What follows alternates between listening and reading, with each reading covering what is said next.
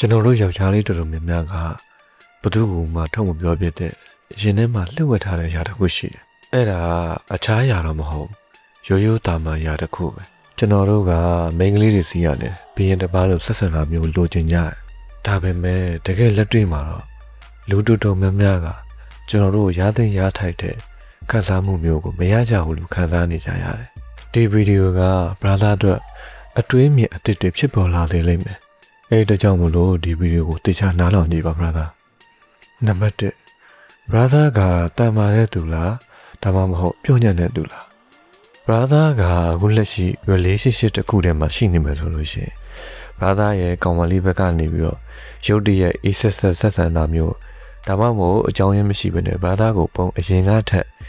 ရိုင်းဆက်ဆံတာမျိုးကို brother အနေနဲ့ကြုံမှုလားဒါကိုကျွန်တော်တို့ယောက်ျားလေးအများဆုံးမှားထင်ကြတာကဒီမိန်းကလေးကကျွန်တော်တို့ကိုပြဿနာတွေရှာနေတယ်ယူနက်တွေလုံနေတယ်ဒီစော်ကငါ့ကိုခေါင်းကိုင်းအောင်လုံနေပြီဆိုပြီးတော့အထင်လွဲတက်ကြတယ်တကယ်တော့ဒါက brother ထင်တယ်လို့မျိုးမဟုတ်ပဲနဲ့ brother ရဲ့စိတ်ကိုစမ်းသပ်တဲ့စမ်းသပ်ချက်တစ်ခုပဲ brother အဲ့ဒါက brother ရဲ့စိတ်တက်ဘယ်လောက်ခိုင်မာလဲဆိုတော့မတိမတာစမ်းသပ်နေတဲ့စမ်းသပ်ချက်တစ်ခုပဲသူတို့ကတမင်တကာစိုးသွင်းပြနေတာမျိုးမဟုတ်ဘူးဗျသူတို့သိချင်လို့စမ်းသပ်တဲ့အရာဘာလဲဆိုတော့ငါဘေးက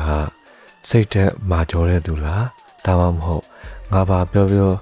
အကြိုက်ဆောင်ပြီးတော့အလိုလိုက်မဲ့သူလားဆိုတဲ့အချက်ကိုသူတို့ကစမ်းသပ်တာ brother သူတို့ဘက်က brother ကိုရိုင်းဆက်ဆံတဲ့အခါမှာ brother ဘက်ကနေပြီးတော့သူတို့ကိုပြန်ပြီးတော့တိုက်ခိုက်လားဒါမှမဟုတ်သူတို့ကိုကြောက်သွားအောင် brother နဲ့ခြောက်လန့်လာမျိုးတွေရှိလားအဲ့ဒါမျိုးကိုသူတို့ကစောင့်ကြည့်နေကြတာ brother အဲ့ဒီမှာ brother ကသူနဲ့ပြတ်မှာဆိုလို့ပြဿနာတွေဖြစ်မှာဆိုလို့ဆိုပြီးတော့သူ့ကိုအလျှော့ပေးလိုက်တယ်သူ့အကြိုက်လုပ်ပေးလိုက်တယ်ဆိုလို့ရှိရင်အဲ့ဒီမှာအဲ့ဒီမိန်းကလေးက brother အပေါ်လေးစားမှုစပြီးတော့ပျောက်ဆုံးသွားတော့တာပဲအဲ့ဒီချိန်ကစပြီးတော့မိန်းကလေးတွေယောက်ျားလေးကိုနိုင်သွားတော့တာပဲ brother နံပါတ်2 brother မှာရွေးချယ်စရာရှိကြောင်းပြပါမိန်းကလေးတွေကယူးချွန်ကြောင်နိုင်ပြနေပြီဆိုလို့ရှိရင်သူတို့က challenge ကိုလိုချင်နေတာ brother သူတို့က relationship ကိုပျက်စီးစေချင်တာ brother ကိုထွက်သွားစေချင်တာမျိုးမဟုတ်ဘူးဒါပေမဲ့သူကဒီလိုမျိုးတွေးရတယ် brother ငါပဲကငါဒီလိုမျိုးဆိုးပြလိုက်ရင်ငါ့ကိုထားသွားမှာလားဒါမှမဟုတ်ငါ့ကိုတကယ်ကိုချစ်ရလားသူကအဲ့ဒါကိုသိချင်တာ brother ဒီမှာ brother တခုမှတ်ထားရမှာကမိန်းလေးတွေကသူတို့အပေါ်ယောက်ျားလေးတွေဘက်ကနေပြီးတော့တဲလှုပ်ချစ်ပြတာမျိုးမကြိုက်ဘူး brother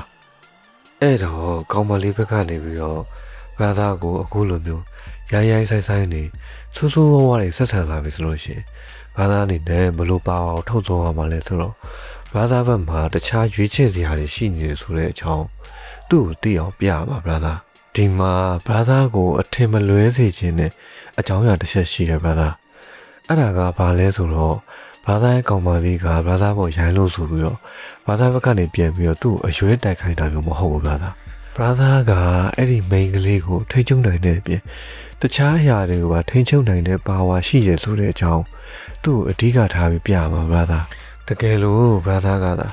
သူ့ကိုထားခဲ့ရတတိမရှိဘူးဆိုပြီးတော့သူကတိသွားမယ်ခံစားလိုက်ရမယ်ဆိုလို့ရှိရင်သူ့ဘက်ကနေပြီးတော့ brother ပေါ်ထားတဲ့လေးစားမှုချစ်ခင်မှုတန်ဖိုးထားမှုတွေအကုန်လုံးကပျက်စီးသွားနိုင်တယ် brother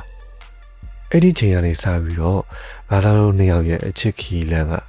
လမ်းခွဲခြင်းကိုအဆုံးသတ်သွားနိုင်တယ် brother နံပါတ်3 brother ကသူတို့မရှိလဲအေးဆေးပဲဆိုတာကိုပြပေးပါကျွန်တော်တို့ relationship တွေလမ်းခွဲတဲ့အခါမှာကျွန်တော်တို့ယောက်ျားလေးအများစုမှားတတ်ကြတာကကျွန်တော်တို့ပြန်တွဲဖို့အတွက်သူ့ကိုတောင်းပန်တာကျွန်တော်ဘက်ကနေပြီးတော့သူတို့ကိုအလျှော့ပေးတာ message တွေအဆက်မပြတ်ပို့တာဒီမျိုးစုံနဲ့သူတို့ကိုဆက်သွယ်တာမျိုးတွေအဲ့လိုမျိုးတွေမလုပ်နဲ့ brother အဲ့လိုမျိုးတွေလုပ်ပြလိုက်ရင်သူက brother ကိုပျော်ညံ့တဲ့သူမာနမရှိရသူဆိုပြီးတော့ထင်သွားနိုင်တယ် brother အဲ့တော့သူ့ဘက်ကနေစပြီးတော့လမ်းခွဲစကားပြောလာပြီဆိုလို့ရှိရင်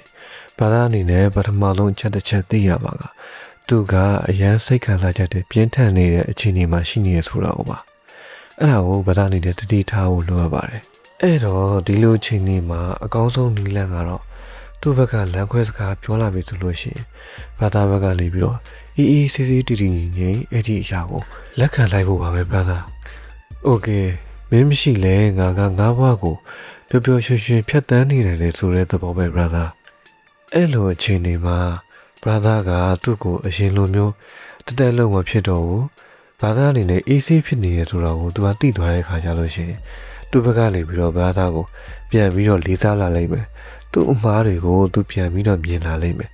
အဲဒီခါမှာဘာသာရဲ့တန်ဖိုးတွေပြန်ပြီးတော့တက်လာလိမ့်မယ်နံပါတ်၄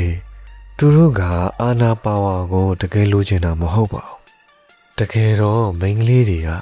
သူတို့ရဲ့ကောင်လေးတွေကိုအမြဲတမ်းဆရာလုပ်ပြီးတော့ချုပ်ကန်ချဲလေလွှမ်းမိုးချင်နေတာမျိုးမဟုတ်ဘူးဗျသူတို့ထပ်ပို့ပြီးတော့တာတဲ့သူသူတို့ထပ်ပို့ပြီးတော့ချုပ်ကန်လွှမ်းမိုးနိုင်တဲ့သူသူတို့ထပ်ပို့ပြီးတော့ဩဇာအာဏာရှိတဲ့သူအဲ့လိုလက်တွဲပုံမျိုးကိုသူတို့ကရှာနေတာဖြစ်တယ် brother သူတို့ထပ်ပို့ပြီးတော့စဉ်းစားတွေးခေါ်တတ်တဲ့သူကိုရှာနိုင်မှသူတို့ဘဝအတွက်အရေးကြီးတဲ့ຢာတွေဆုံးဖြတ်တဲ့နေရာမှာအကူအထိုင်ပြုလို့ရမယ်ဆိုပြီးတော့သူတို့ကအဲ့လိုမျိုးတွေးရ brother အဲ့တကြောင်မို့လို့သူကနီးမျိုးစုံတဲ့ brother ကိုစမ်းသပ်နေမှာပဲဖြစ်ပါတယ်တစ်ချိန်လုံးမိန်းကလေးအကြိုက်ဆောင်ပြီးတော့အဲ့ဒီမိန်းကလေးနောက်ကိုပဲတကောက်ကောက်လိုက်နေတဲ့သူမျိုးကိုသူတို့ကမလိုချင်ဘူး brother သူတို့အတွက်ကိုရီမန်းချမ်းနောက်ကိုပဲကိုလန့်နေတဲ့ယောက်ျားလေးမျိုးကပို့ပြီးတော့ဆွဲဆောင်မှုရှိရ brother အဲ့တော့တစ်ချိန်လုံးမိန်းကလေးအကြိုက်ပဲလိုက်လုပ်ပြီးနေတဲ့ယောက်ျားနဲ့ကိုဘဝကိုအလို့ရှုပ်ပြီးတော့ကိုယ့်ရဲ့ဘဝတလန်အတွက်ကြိုးစားနေတဲ့ယောက်ျားနဲ့အဲ့ယောက်ျားလေးနှစ်မျိုးမှာဒုတိယတစ်မျိုးကိုပဲရွေးချယ်ကြလိမ့်မယ် brother ဘာလို့လဲဆိုတော့ကိုဘဝကိုလေးစားပြီးတော့အမြဲတိုးတက်အောင်ကြိုးစားနေတဲ့အမျိုးသားကိုပဲသူကလေးစားမှာမလို့ brother နံပါတ်5အားပြန်ဖြည့်ခြင်းသူတို့က brother ကိုစမ်းတက်လို့ brother အနေနဲ့အဲ့ဒီပွဲမှာအောင်သွားတယ်ဆိုရင်တော့မှသူတို့အနေနဲ့နောက်ထပ်တစ်ချိန်ထပ်ပြီးတော့စမ်းတက်နေအောင်ပါပဲ brother အဲ့ဒါကမိန်းကလေးပဲ brother အဲ့တော့ brother အနေနဲ့အဲ့လိုအချိန်ကြီးနဲ့ကြုံနေရပြီဆိုလို့ရှိရင် brother စီမှာတခြားရွေးချယ်စရာတွေရှိရဆိုတဲ့အကြောင်းကို brother အနေနဲ့ပြည့်ပြည့်စုံစုံပြသဖို့လိုအပ်ပါတယ်ဒီမှာ brother ကိုထပ်ပြီးတော့တတိပေးစရာအချက်တစ်ချက်ရှိတယ်အဲ့ဒါကဘာလဲဆိုတော့ brother ရဲ့ကောင်မလေးက brother ကိုအမှန်တကယ်ထွက်သွားစေချင်တာမဟုတ်ဘူး brother စီမှာထွက်သွားရဲ့တတိရှိရမယ်အဲ့လိုယောက်ျားမျိုးကိုသူကလိုချင်တာ brother အဲ့တော့ကျွန်တော်ပြောတဲ့အချက်တွေအကုန်လုံးကိုညီကုန်းချုပ်ရမယ်ဆိုလို့ရှိရင်မိန်းကလေးတွေကဘာသာပေါ်ခက်ခဲအောင်လုပ်တာပြဿနာတွေရှာတဲ့အခါမှာဘာသာအနေနဲ့ဒါကဘာသာရဲ့စိတ်တက်ခိုင်မာမှုကိုပြသဖို့အတွက်အခွင့်အရေးတစ်ခုဖြစ်တယ်ဆိုတာကိုမှတ်ထားဖို့ပါပဲအဲ့တော့အချစ်ဆိုတဲ့အရာကစားပွဲတစ်ခုသာဖြစ်ခဲ့မယ်ဆိုလို့ရှိရင်ဘာသာအနေနဲ့အဲ့ဒီကစားပွဲမှာအကောင်းဆုံးကစားသမားတစ်ယောက်နဲ့ကစားဖို့ပါပဲနောက်ပြီးတော့အဲ့ဒီအချစ်ထဲမှာမနစ်မွန်းနေပဲနဲ့ဘာသာရဲ့ဘဝဘာသာရဲ့တန်ဖိုးတိုးတက်နေအောင်အမြဲတမ်းနေထိုင်နေဖို့ပါပဲဒီနေ့ဗီဒီယိုလေးကတော့ဒီလောက်ပါပဲကျွန်တော်ဒီနေ့ဗီဒီယိုတွေအများကြီးဖန်တီးဖို့လည်းရှိပါတယ်ကျွန်တော်ဗီဒီယိုကနေပြီးတော့ဘာသာဘဝအတွက်တစ်ခုမဟုတ်တစ်ခုရရှိရမယ်ဆိုလို့ရှိရင်ကျွန်တော်အတိုင်းမတည်ဝမ်းသာကျင်နေပါတယ်ကျွန်တော် channel ကို like and subscribe လုပ်ဖို့လည်းမမေ့ပါနဲ့အားလုံးပဲနောက်ဗီဒီယိုမှာပြန်ပြီးတွေ့ကြပါမယ်အားလုံးကိုနှုတ်ဆက်ပါတယ်